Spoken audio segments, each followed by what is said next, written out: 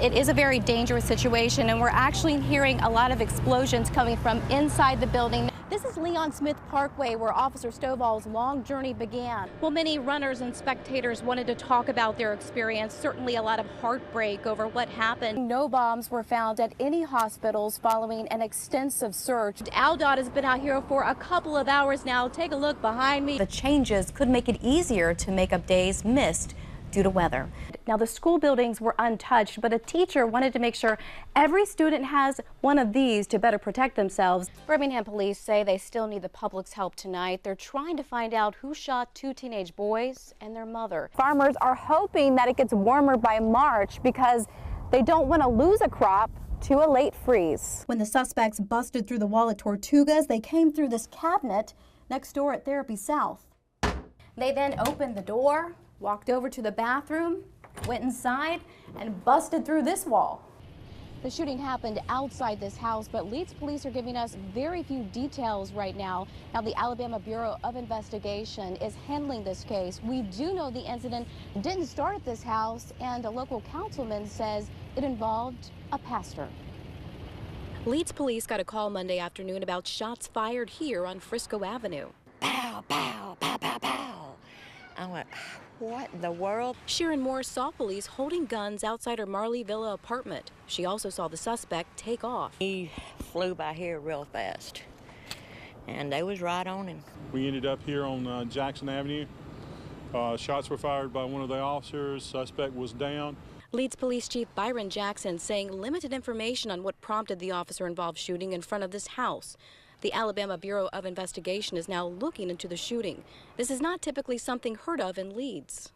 I was very concerned about what was going on with him. Leeds City Councilman Kenneth Washington says he went to high school with the suspect. He's a minister, and he's a veteran. Washington didn't know details surrounding the shooting, but plans on following up on the situation. I hate it. I really do, for anyone, to have to go through this here. And for him especially, he's been a friend and a graduate. Police have not released the suspect's identity or condition. No one else was hurt. We'll update you on this story as we learn more. We are the devils, devils are we. We never lose our pepperellity. A lot of memories on Main Street in Cordova. This is our home, and this is our memory. Some people have lived in this city their whole lives. It's a sad day. I went halfway up, as far as I could go. It hurt. It's a constant punch in the gut every time we drive by it to our house and we see it. We used to go Wednesday over to the mill. Emotions are still running deep since the tornadoes destroyed the heart of downtown nearly 2 years ago. But for one last time, it's all stone and then it goes to brick. People could walk down the street among the bricks and shattered glass. Some took pictures knowing Tuesday these buildings would be coming down. I think it's going to be real good for everyone. Community spirit is high, with change on the way to revitalize Cordova. We're without every basic need of a city right now, and with that Hurricane Sandy bill that's been passed down through Congress, we think there's a lot of funds at the state level that we're going to be able to approach. On Main Street, there are plans to build a new city hall. We want a walkable downtown. I really want my library back. Huge bookworm. And this 11-year-old may get his wish. Other necessities like a police and fire building are priorities too. It's going to be a puzzle we're going to put together over a decade or so. Seeing it like this is heartbreaking, but we are going to be bigger and we're going to be better. You do your best and we'll do the rest, 'cause we are the devil's best. Yay! In Cordova, Sherry Evans, ABC 3340. Good evening, Bryant. Well, the march started here at Stillman College and ended just moments ago at A.L. Freeman Park. Now, it didn't just focus on the Trayvon Martin case, it also reflected on the shootings that have happened here in Tuscaloosa. Justice! Now! People marched for peace in Tuscaloosa. We stand together as a people, to try and make a difference, to show this is not acceptable in our city. We want change. Stillman College student Taika Thompson says she wanted to do something in light of the recent shootings in the city, as well as the recent verdict in the Trayvon Martin case. The goal is to try to, get the Justice Department to, look at this situation and maybe, think about bringing federal charges against Mr. Zimmerman. But the march also focused on ending violence as a whole. Denise Smith brought her grandchildren along to show them it's possible to live in a nonviolent society. No one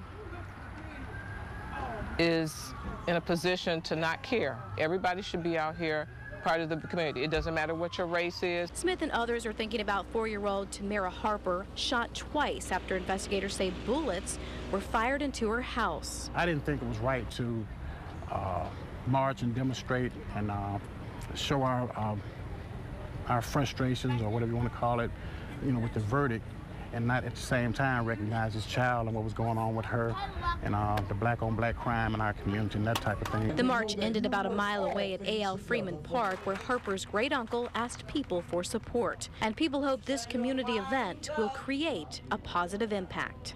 Now, Harper is still recovering in the hospital. In the meantime, organizers hope that young people will be educated by this march and will stay away from a life of violence. In Tuscaloosa, Sherry Evans, ABC 3340. A 2-year-old child found wandering alone today on a neighborhood street in Birmingham. Tonight, that child's mother is in custody, and neighbors are questioning what happened. Well, tonight, 2 people are behind bars charged with gunning down 2 teenage twins, Jeremy and Jonathan Berry. Trustful City Schools is looking at a plan to fund school resource officers and pay for the first year of operations for 2 new schools.